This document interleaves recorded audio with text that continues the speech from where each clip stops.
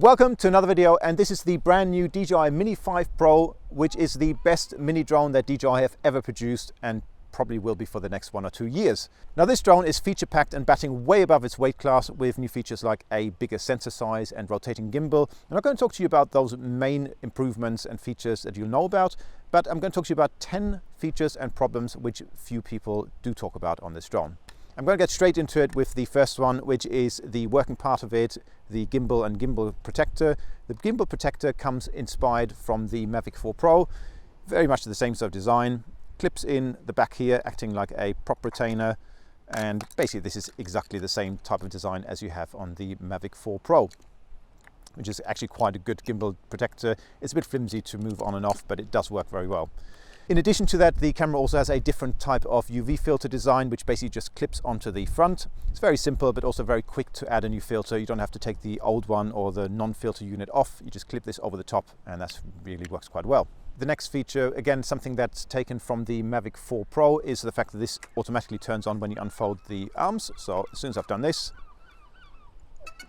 the drone is now powered on, which is a really nice feature, really great to get going quickly off the bat. And if you combine this with the new RC2 Pro controller, which also powers on as soon as you unfold it, you've got a very fast way to get going with your drone. The next thing you might already know about is that these props are quick release props, so you can quickly remove them like this and reattach them like that. And that removes the issue of stripped screws, as we've seen with the Mini 3, 4, 2. All those drones had problems with screws being stripped when you try and change them. You won't have that issue with this. But in addition to that, what no one seems to talk about much is that these props have a design where they basically have a bit of play in them to lock out or fold out, move into position, and then lock in place, which means that once they're extended and rotating, the propellers won't flop backwards or won't have any play in them. I'm not sure why DJI have done that. It could be for performance reasons or for longer flight times, but it's interesting that they've got this new feature, which I've never seen with any other DJI mini drones or even larger drones in the past. The next feature, just looking at the overall design of this drone, is that we have a new auxiliary light underneath, which is a nice new added feature and a nice thing to have added for night flying. So lovely that they've added this to such a tiny drone under 250 grams. Then we also have this mystery button on the side here, and at the moment that's to enable quick transfers. I believe, or I've got a strong suspicion, now don't quote me on this, but I'm hoping or suspecting that this might be to add features of AI tracking modes in the future, where you might be able to fly this without a controller. So if DJI add that, that'll be a fantastic new feature to be added to this. That button hints towards that being the case, because that's basically the same sort of position that the DJI Flip has for activating AI tracking modes. But we can only hope that DJI are going to add that feature in the future. Another feature which we've also seen with the Mini 4 Pro, but has also been added to the Mini 5 Pro, and which is fantastic, so it's worth mentioning, is the Vision Assist feature. And that allows you to see what the visual sensors around the drone see. That is adjusted in the direction you fly. So if you're flying sideways, it'll show you the sideways direction of view through these visual sensors, or if you're flying backwards, to the backwards direction.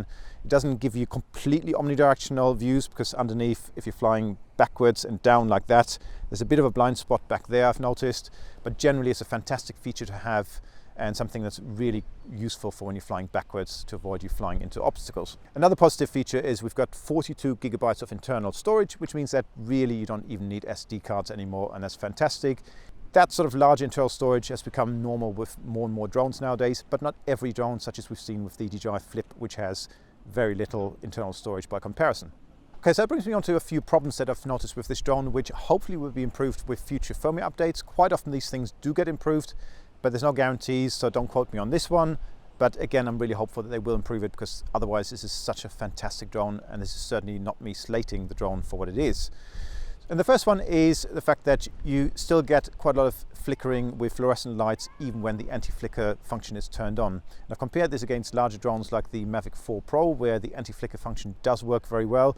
With this one, there have been some situations where I haven't been able to remove flicker on fluorescent type lights at all, and that's a bit of a shame. So hopefully DJI will find a way to improve that, but for now that's a bit of a bummer if you're filming things at night in particular.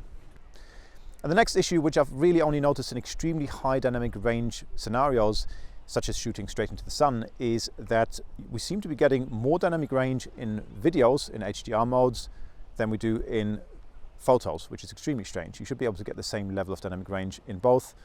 That doesn't seem to be the case, and I'll show you some footage which kind of demonstrates that.